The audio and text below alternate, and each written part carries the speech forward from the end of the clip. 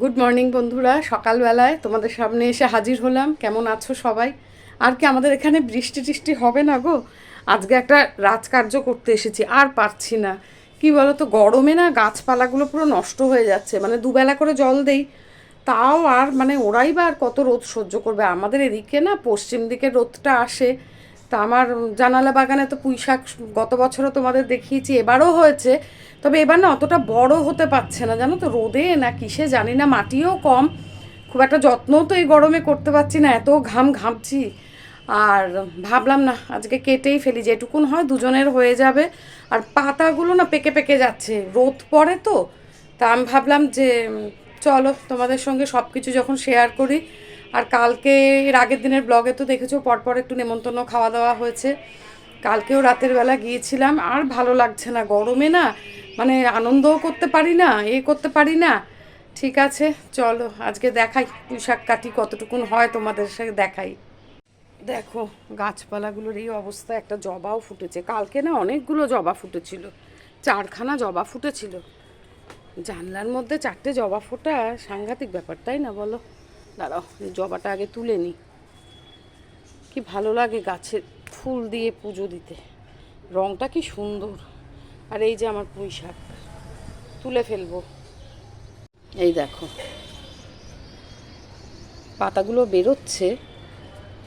এই দেখো এটাও অনেকটা লম্বা হয়েছে। গোড়াগুলো রেখে দিই, ওখান থেকে আবার পাতা বেরোবে বর্ষার জল পেয়ে। জানি না বর্ষায় বছর আসবে কি না। দাঁড়াও এখান থেকে কাটি, এই জায়গাটা থেকে কাটলে ব্যাস। এই যে আবার এত একটা ঝুড়িও নিয়ে এসেছি। এইটা থাক, ছোটটা থাক, বাবার বড়টা কাটি। বাবারে দাঁড়াও, এই যে অনেকটাই দুজনের পক্ষে ভালোই হবে। আর একটা আছে ওদিকে, ওটাও কাটবো। এই আর এইটা থাকলো, এটা বড় হোক। আর ওই যে গোড়াগুলো রেখে দিলাম, এগুলো ফেলে দিই। দেখো পাকা পাকা কতগুলো পাতা। এই দেখো দোপাটি, দোপাটি গাছ হচ্ছে। দেখো লাল নয়নতারা কত ফুটেছে। আমি একটা টবের মধ্যে সব বীজগুলো পুঁতে দিয়েছিলাম। আর এটার অবস্থা দেখো, এই পুঁই শাক গাছটা ও ওরে ওদিকে গেছে। এইটা আমার ছোট একটা গজাচ্ছে, এটাও গোড়ার থেকে কেটে দিই। বাবারে এই দেখো মাগো, এই যে এই দেখো পাতাটা পেকে গেছে, অনেকটাই হয়েছে, ওইটুকুন থাক। দেখো 2 জানলার থেকে এই এতটা পেয়েছি। খারাপ কি হয়েছে বলো? তবে গতবার আরও হয়েছিল, আবার একটু পড়েও গেল কাটতে গিয়ে। এটুকুন একটু করে ফেলি। গাছের মানে নিজেদের বাড়ির গাছের জিনিস খেতে কত ভালো লাগে। তারপর আবার ফ্ল্যাট বাড়িতে না আছে জমি, না আছে মাটি। একতলায় থাকলে তাও অনেক গাছ ঠাছ লাগানো যেত। যাই হোক, জানালা বাগানে এটাই যথেষ্ট বলো, অল্পতেই খুশি থাকতে হয়।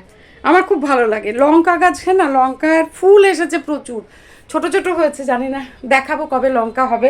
গত বছর অনেক লঙ্কা হয়েছিল। তা আজকে এই পুঁই শাকটা করবো আর মাছের ঝোল করব। আমার কর্তা খুব খুশি, শাক মানে শাক পেলে তার আর কিছু লাগে না, রোজ তার একটা শাক চাই। আর এই গরমে তো রান্নাবান্না সেরকম করতেও পারছি না যে তোমাদের সাথে শেয়ার করব। যাই রান্নাঘরে এবার। আজকে বলেছি বাটি চচ্চড়ি করব, মুড়ি দিয়ে খাবো ব্রেকফাস্টে। উল্টো পাল্টা আর কিছু করতে পারছি না। আর কি বলো তো, আমি যে কালকে হোটেলে খেয়ে এসেছো আর নয়। চলো এবার এগুলো ভালো করে ধুয়ে নিই। চলো তোমাদের আরেক ঘরের জানলায় দেখাই কলমির শাক আর ডাঁটার শাক। ডাঁটা এনেছিল, সেগুলো পুঁতেছিলাম গোড়াগুলো।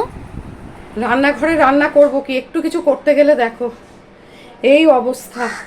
আমি বলছি আমি এখন খাবো না, আগে দিয়েছি কিন্তু কাকটাকে, দেখো তাও এরকম করবে, ওর লোভ বেড়ে গেছে। আর তোমরা দেখবে আমি যখন রান্নাঘরে থাকি তখন কাকগুলো ক্যাক ক্যাক করতে থাকে আর কি। যাই হোক, আমার আজকে যে কত কাজ। রিমোর অফিস থেকে আগে যে ওই করোনার সময় যে অফিসে চাকরি করতো তখন এগুলো টেবিল, এই অফিস চেয়ার এগুলো সব পাঠিয়েছিল। তো এখন এটাকে আমি বলেছি পুনে নিয়ে যা, আমার এইটুকুন ফ্ল্যাটের মধ্যে সাংঘাতিক অবস্থা। তা ওই যে ডেলিভারি যে কুরিয়ার সার্ভিস আছে সেখানে বুক করেছে, আজকে এখন এটা নিয়ে যাবে। তো এখানে নাম্বারটা ও সেটে দিতে বললো, ওরা কোনো প্যাকিং করবে না, বললো নিচটা একটা খালি এই দাও, এটার কভার আছে ও মানে লাগাতে না করলো। যাই হোক, বলছে তো ভালো, 7 দিনের মধ্যে পৌঁছে যাবে। পৌঁছে যাক, তারপর তোমাদের বলবো কত নিল না নিল। এই হচ্ছে চেয়ারটা, টেবিলটার ওপর টিভি রেখেছি, বলেছি টেবিলটা থাক, ও কিছুতেই এটা নেবে না, কিন্তু আমার এত অসুবিধা হচ্ছে না, আমার কাউকে দিয়ে দিতে হবে, তুই নিয়ে যা।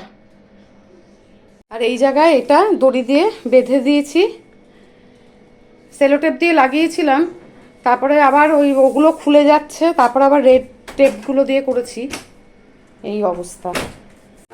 রিমো ফোন করে বলল যে মার্কার পেন দিয়ে কোথাও একটা এই নাম্বারটা একটু লিখে দিতে। তা আমি দুটো হাতলের মধ্যেই নাম্বারগুলো আর কি লিখে দিচ্ছি, ওই নেল পালিশ দিয়ে। মার্কার ব্ল্যাক কালারের ছিল, নেল পালিশ দিয়ে দেখো কত কসরত বলো করে দুটো হাতলেই লিখে দিয়েছি, তোমাদের দেখাচ্ছি সেটা লেখাটা কমপ্লিট হলে পরে। হ্যাশ চিহ্ন দিতে পারো তো? ওমা,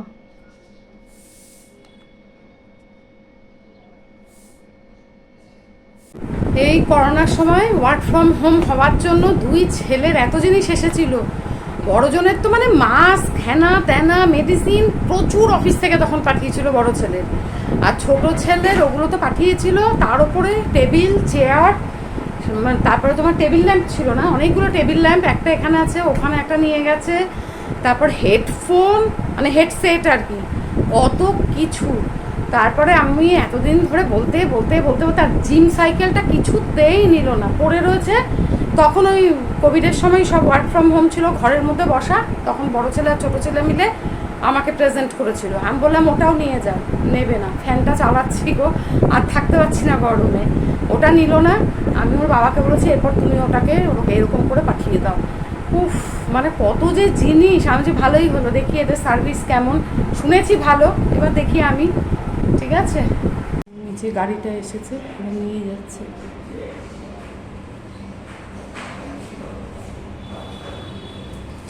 নামছে, এটা ওরা ওদের অফিসে গিয়ে প্যাক করবে বললো। নেমেছে, হ্যাঁ ওই তো। এতদিন ছিল না, মায়াও লাগে। যাই হোক, ইউজ হবে ওর।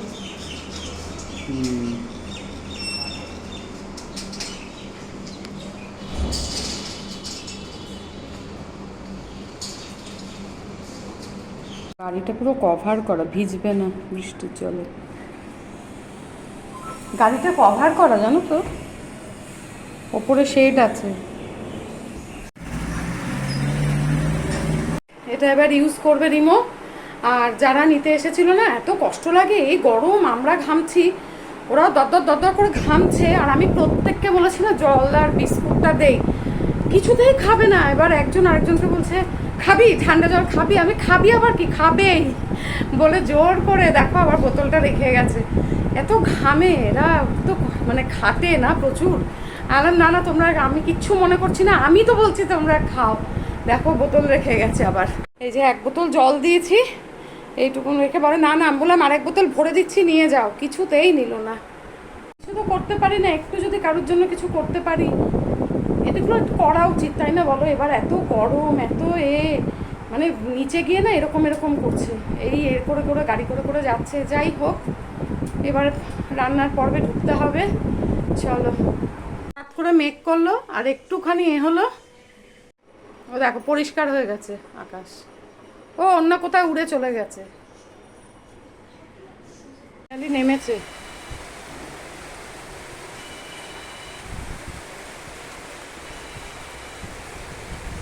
টানা 2-3 ঘন্টা যদি বৃষ্টি হয়, বাবা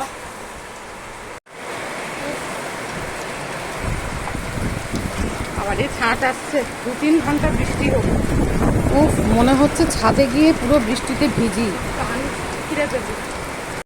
রাতের বেলায় ব্যালকনিতে এসে চাঁদ দেখে এত সুন্দর লাগলো যে তোমাদের সাথে একটু শেয়ার করছি। আর আজকের পর্বটাও এখানে শেষ করছি। সবাই ভালো থেকো, টাটা।